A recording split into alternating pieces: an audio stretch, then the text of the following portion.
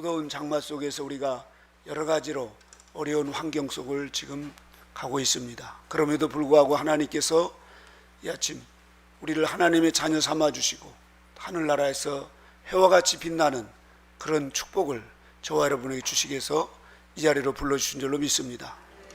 오늘 우리가 요한계시록 19장은 바로 이제 주님이 지상 재림하시고 또 이제 이 죄악 세상을 심판하시고 천년 그리스도 왕국을 이루어 주시게 한 이 지상 이제 마지막 심판, 다시 말해서 아마겟돈 심판을 눈앞에 둔 그런 상황입니다.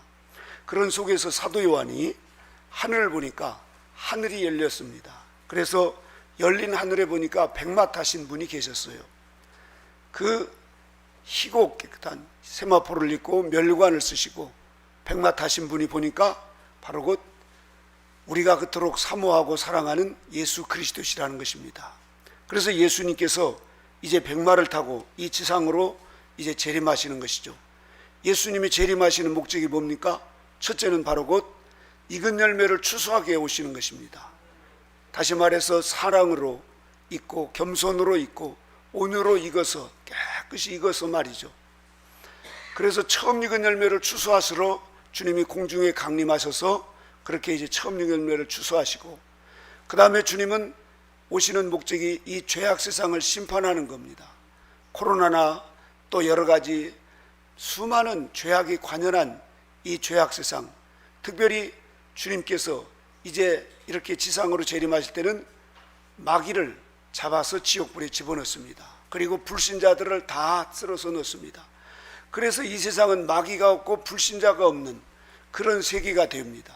그리고 주님이 오시는 세 번째 목적은 천년 그리스도 왕국을 이루어 주시기 위해서 마귀가 없고 불행이 없는 그런 낙원, 다시 말해서 에덴 낙원보다도 더 좋은 그런 이 지상 낙원, 천년 그리스도 그 왕국을 이루어 주시기 위해서 주님이 재림하시는 것입니다. 이렇게 이제 예수님의 그 우리가 계획을 알면 저와 여러분들은 하루하루 어떻게 살아야 되는가, 우리 주님께서 이제 오시는 모습을 딱 그때 봤을 때 그 사도 요한의 예수님이 비춰지는 모습이 충신과 진실인 것을 딱 보게 되었습니다. 예수님을 보는 순간에 예수님의 그 이름에 기록된 게 아닌데 예수님을 보시니까 충신과 진실, 이런 모습으로 딱 나타나는, 우리가 구약의 아브라함 그러면 믿음의 영웅이라고 우리가 딱 볼 수가 있죠. 다니엘 그러면 그 사자 굴 속에서도 굴하지 않는 그 용기 백배하고, 다윗 그러면 골리앗 싸워서 이기시는 그 담대한 그 다윗을 우리가 생각해 볼 수 있습니다.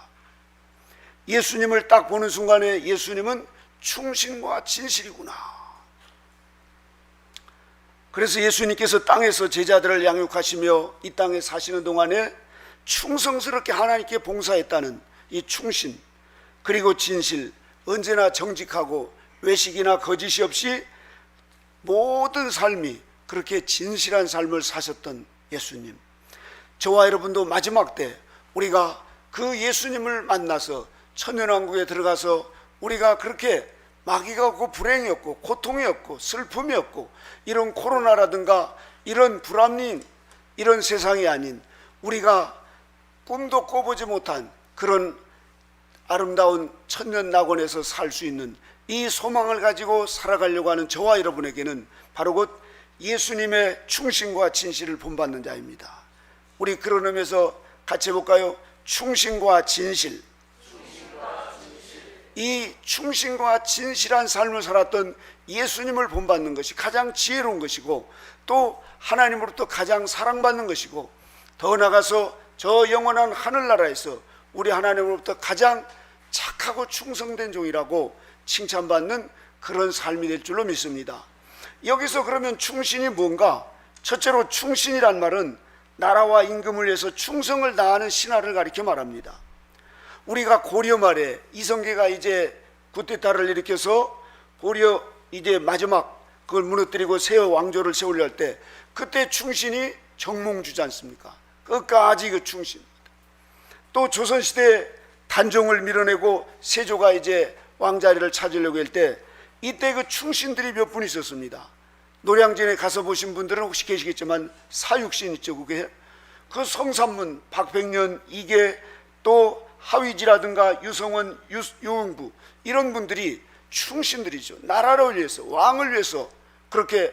그래서 세조가 내가 이렇게 너에게 녹을 줬는데 네가 내 신하가 아니고 뭐냐 그랬더니 아니라고, 집에 가보라고. 그래서 집에 가봤더니 그 세조가 주었던 그 월급을 하나도, 그때는 쌀을 주고 그랬는데 하나도 사용하지 않았더라는 거예요. 성삼문이라든가 박평일 끝까지 그렇게 나라와 왕을 위해서 이렇게 충성하신 이런 분들을 충신이라 그럽니다. 저와 여러분들에게 우리는 예수님이 우리의 왕이시죠. 믿으십니까? 우리는 예수 그리스도께서 나의 왕이요, 우리는 예수님의 충성된 종으로서, 신하로서, 또 우리가 그리스도의 제자로서 저와 여러분들도 마지막 그렇게 충신의 삶을 살아가는 것. 하다못해 개도 말이죠, 충견이 있습니다. 저희 임실 가면은, 전라북도 임실 가면 그 오수에 충견 그 이제 개가 있어요. 주인하고 장에 갔다가, 임실장에 갔다 와서 그 이제 날이 이렇게 덥고 그러니까 묘지 옆에서 잠을 자는데 그만 담뱃불이 붙어가지고 불이 났는데 주인은 그걸 모르는 거예요. 그래서 그 개가 주인을 살리기 위해서 그 개울가에 가서 자기 몸을 그렇게 적셔가지고 와서 불을 그 주인 곁으로 못 가게 끄고 계속 몇 번을 하다가 이 불이 워낙 세게 자기 목숨을 다해서 그렇게 이 주인을 살리기 위해서 불을 끄다가 자기는 새카맣게 그 개는 타서 죽고 주인은 그때 눈을 떠서 보니까 개가 대신 죽고 자기가 살아있더라는 거예요. 그래서 야, 세상에 이런 개도 있구나. 그러면서 오히려 이런 충견을 기리는 마음으로 그 오수 거기 가면 지금도 그렇게 이제 개를 기념해 놓는 곳이 있습니다. 지금도 이 마지막 때 충성된 일꾼들이 누군가? 이 코로나 이후에도 선교를 가장 열심히 다니는 분들이 한국 선교사님들입니다. 저 유대인과 한국, 이 대한민국 사람들에게는 성격은 별로 안 좋아요.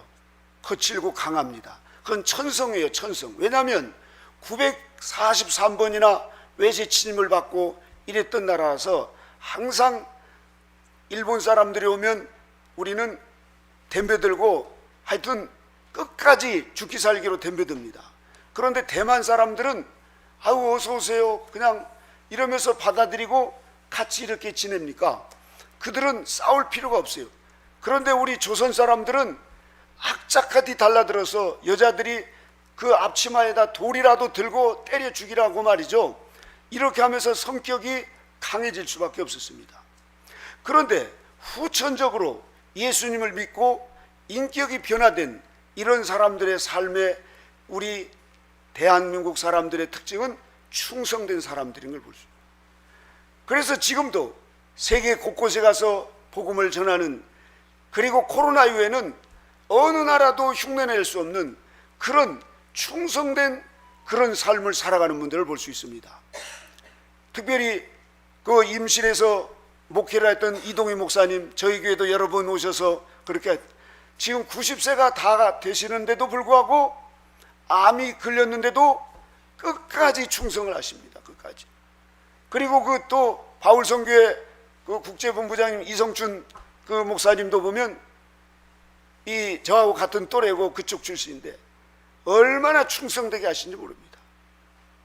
한국 사람들에게는 성격도 급하고 성격도 강하지만 하나님께서 예수님을 믿고 예수님의 DNA 가운데 충성스러운 그 삶을 우리에게 주셨습니다.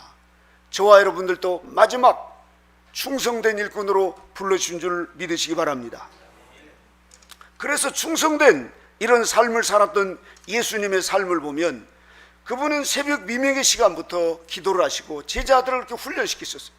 낮에는 식사할 겨를도 없이 그렇게 복음을 전하고 병든 자를 치료하고 귀신들을 쫓아내고 죽은 자들을 살리시면서 말이죠, 수많은 그런 주님의 사명을 감당하시며 또 어디 머리 둘 곳 없이 쉴만한 곳 하나가 없었습니다.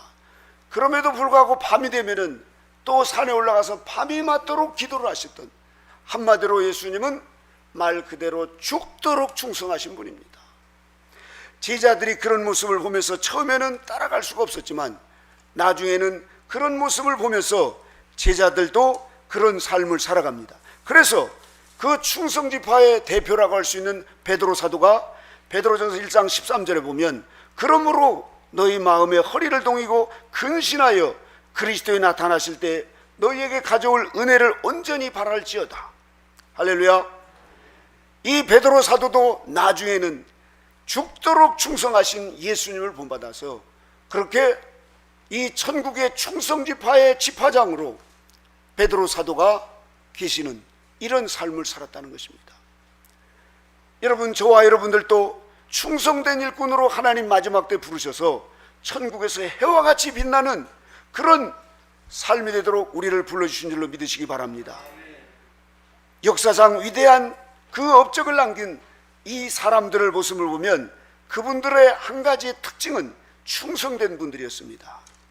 특별히 존 버녀는 하나님의 충성된 일꾼으로 얼음장 같은 그 감옥에서도 항상 기도하면서 말이죠, 그 철로역정이라고 하는 그 성경 다음 가는 그런 철로역정의 내용을 그렇게 다 기록하시면서 나중에 나와서 돌아가시는 날까지 그렇게 충성된 삶을 살아서 위대한 하나님의 사람이 되었습니다.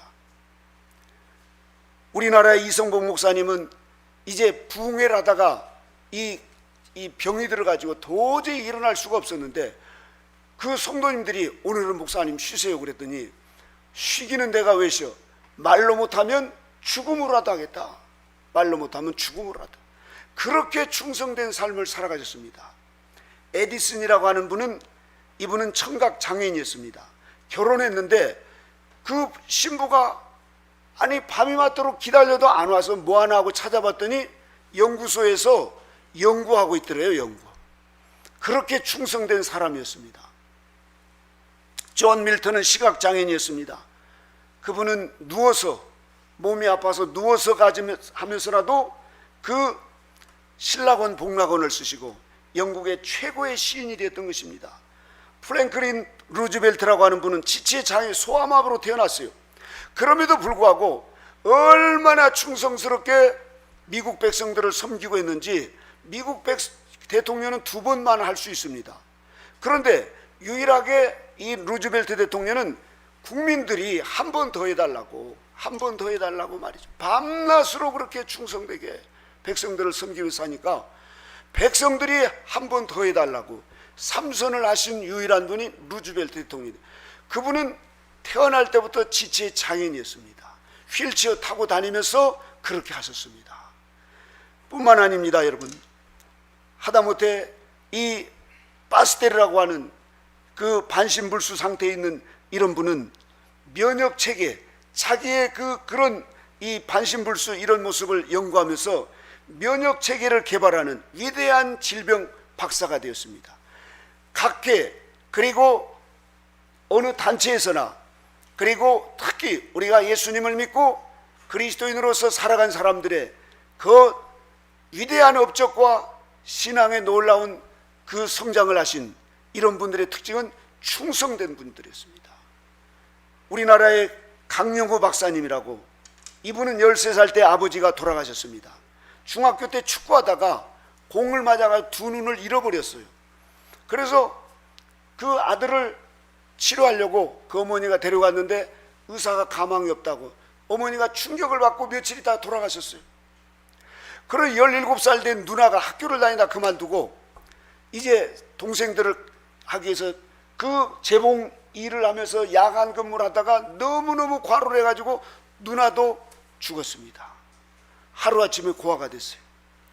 밑에 있는 두 동생, 자기는 앞도 못 보고 학교도 못 가고 집에서 있고 먹을 것도 없고 완전히 절망했습니다. 그래서 동네 사람들이 안 됐다 싶어가지고 그 동생은 남의 집 전방에 가서 일하게 하고 그 여동생은 고아원으로 보냈어요. 자기는 울다 하나님 왜 이렇게 했습니까? 그러다가 이제 그 장애우 학교로 가서 공부를 합니다. 거기에서 공부를 하는데 다른 애들은 열심히 이제 앞을 못 보는 사람들은 앞으로 이제 주로 안마사 뭐 이런 일들을 하도록, 그래서 안마 공부, 그 강용우 박사님은 안마 그 일도 하지만 밤이 늦도록 공부를 하는 겁니다. 야, 너는 앞도 못 본 게 무슨 공부를 해? 안마나 열심히 배워가지고 앞으로 네 먹고 살 걸 해야 돼. 아, 나는 아니라고, 공부를 하겠다고. 그렇게 공부를 해서 이제 검정고시를 봐가지고 연세대학교 갔는데, 그때 당시에는 이런 시각장애인이나 받아들일 수 있는 그런 시설이 안 돼서 학교 측에서 안 된다고 아예 면접도 못 보게 했습니다. 그런데 사정을 해가지고 하나님께 기도하면서 했더니 다행히 면접을 봐서 우수한 성적으로 연세대학교 교육과에 들어가서 거기서 공부를, 다른 사람들은 지금 놀러 다니고 자고 이런 사이에 이 강영우 박사님은 얼마나 열심히, 그런 모습을 이 서근옥 사모님이 그걸 본 겁니다. 서근옥 사모님. 그래서 이분이 도와가면서 이제 공부를 열심히 하다가 이제 우리나라 그 장애인이 최초로 미국의 피츠버그 대학에 가서 공부를 해서 박사학위를 받습니다. 그리고 대한민국 최초로 이 장애인 박사가 되어서 일리노 대학의 교수가 되고, 부시 대통령 당시에는 백악관 장애인 정책 차관보가 됩니다. 우리나라 이 미국 이민사 100년 만에 가장 아메리칸 드림을 일으킨 분이 강영우 박사님입니다. 이분은 끊임없이 충성하는 거예요. 끊임없이. 한마디로 어마어마한 노력합니다. 그래서 나중에 이분이 이 세계 그 10대 인물, 세계에 그 이제 선정하는 그런 그때 당시에 10대 인물들이 있는데 그 중에 한 분으로 뽑히기도 했어요. 이분은 그렇게 모든 삶을 하나님께 기도하면서 자신의 할 수 있는 그 삶을 최대한 발휘하면서 살았습니다. 아들도 훌륭한 자녀들이 돼서 지금 두 아들이 미국 사회에서 그렇게 유능한 법관이 되기도 하고 백악관의 법률 자문위원이 되기도 하고 이런 삶을 살아오고 있습니다. 하나님이 가장 기뻐하는 사람은 충성된 일꾼입니다. 그래서 주님이 우리를 덥석 천국 입구에서 맞을 때 착하고 충성된 종아 하고 끌어안아 주신다는 것입니다. 이분이 이제 암이 걸려서 돌아가실 무렵에 이런 말씀을 하십니다. 하나님의 축복으로 저는 참으로 복되고 감사한 한평생을 살았습니다. 저의 실명을 통해 하나님은 제가 상상조차 할 수 없는 역사들을 이루어내셨습니다. 전쟁에 휩쓸고 간 폐허가 된 나라에서 어린 시절을 보냈고 두 눈을 잃고 부모를 잃고 누나를 잃고 고아가 돼 그런 자리에 서 있을 때 하나님이 저를 인도하셨습니다. 두 눈을 잃고 저는 한평생을 살면서 하나님을 만나 너무나 많은 것을 얻었습니다. 내가 하나님은 오늘 또 살아있게 역사하시고 고난과 역경은 우리의 관점에서 따라 기회도 되고 축복도 될 수 있다는 것, 단순한 진리를 입증해 주는 산증인의 역할을 하도록 저에게 충성된 마음을 주셨습니다. 우리가 시각장애이든 아니면 반신불수든 아니면 우리가 또 못 배웠던 중요한 것은 그런 환경은 하나님이 주셨다는 것입니다. 그 속에서 우리가 얼마나 열심히 최선을 다하느냐, 이 역사의 고통과 시련의 그 용광로에 수많은 사람들이 살아가게 되어 있습니다. 그러나 충성된 사람들은 그 고통과 시련에 맞서서 새로운 이정표를 쓰는 사람들입니다.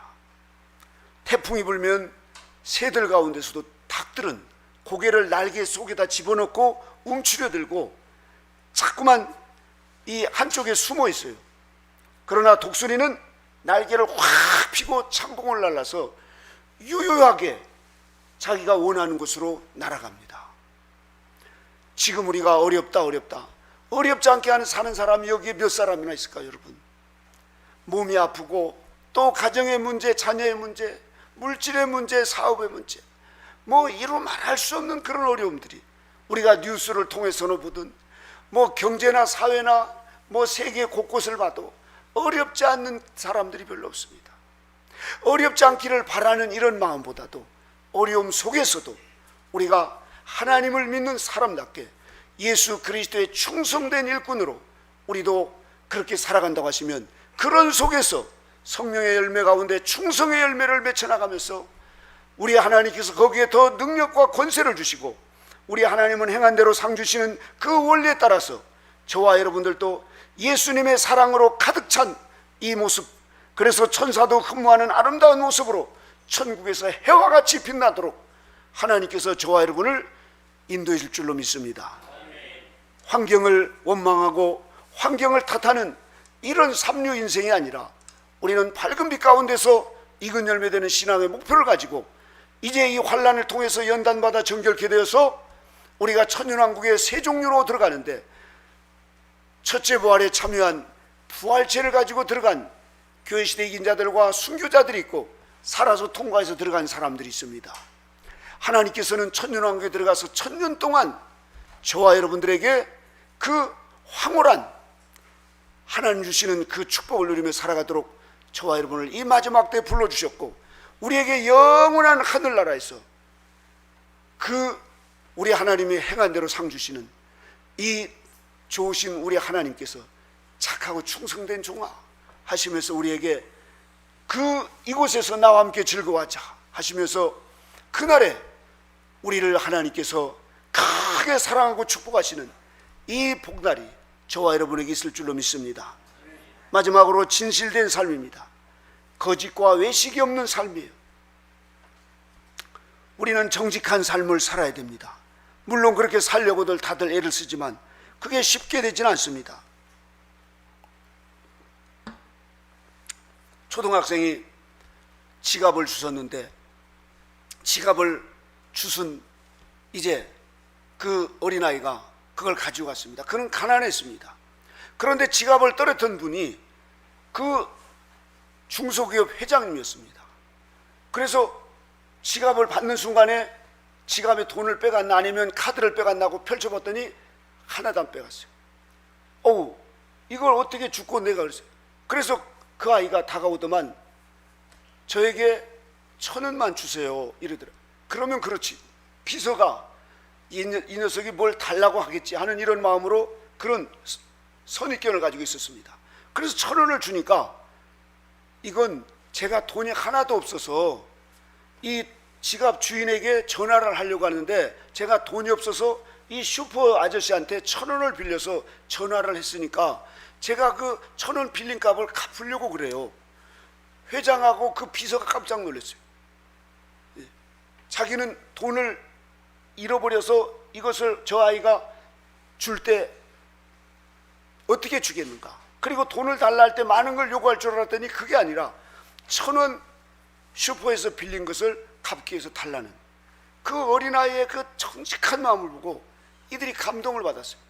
그래서 그 회장이 마음을 바뀌어서 나중에 이제 고아와 또 저 선교와 이런 일들을 하시는 하나님의 사람으로 거듭난 계기가 됐다는 겁니다. 엊그저께 지난주에 우리 이제 주일학교 우리 여원이가 공부를 하다가 이제 유치원을 갔는데 유치원에 자기 그 같은 유치원에 있는 애가 자꾸 짜증나게 하고 막 힘들게 하니까 속에서 미운 마음이 확 올라왔대요. 그런데 우리 박하영 전사님이 마음으로 미워하는 것도 살인한 거라고 해서 아우 이거 그 우리 7살짜리 여원이가 꾹 참고 살인하지 않게 해서 하나님 도와주세요. 그리고 와서 그걸 잘 이기고 집에 왔대요. 이렇게 어린아이와 같이 순진하고 이 정직한 마음. 여러분 우리가 살기 힘들다고 아우 힘들어요 또 쉽게 거짓말하고 또 전화가 왔는데 또 뭐 어디서 뭐 여러 가지 우리에게 이 세상은 거짓된 세상으로 지금 온갖 부정부패, 이런 거짓된 이런 모습 속에서 살아갈 수밖에 없습니다.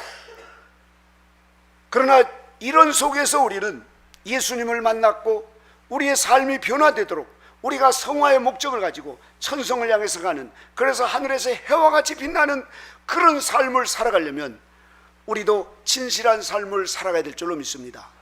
티끌만한 작은 거 하나라도 우리는 남의 것을 손대서는 안 됩니다. 우리가 일하지 않고 복권이나 아니면 뭐 일확천금을 바라는 이 모든 것은 다 거짓이요 욕심입니다. 저와 여러분은 우리가 가난해도 정직하게 살면 하나님의 임재를 강하게 느낄 수가 있습니다. 진실하게 살면 사람이 따라옵니다. 또 우리의 삶 속에서 그렇게 언제나 우리의 마음에 외식이나 거짓 없이 살면 하나님이 그런 사람에게 복의 복을 더하여 주십니다. 그러니 여러분, 우리가 거짓해서 뭔가 돈을 더 벌려고 하고 또 외식해가지고 사람들에게 인정받으려고 일부러 그럴 필요 없습니다. 그것은 오래가지 않고 다 망하는 것입니다. 하나님의 심판대에서 반드시 심판을 받고 그것은 다 불에 타버릴 것들입니다. 우리는 영원한 것을 하나님 우리에게 주셨습니다. 그래서 현세의 순간적인 것보다 영혼을 사모하는 이런 복을 저와 여러분들에게 주셨습니다.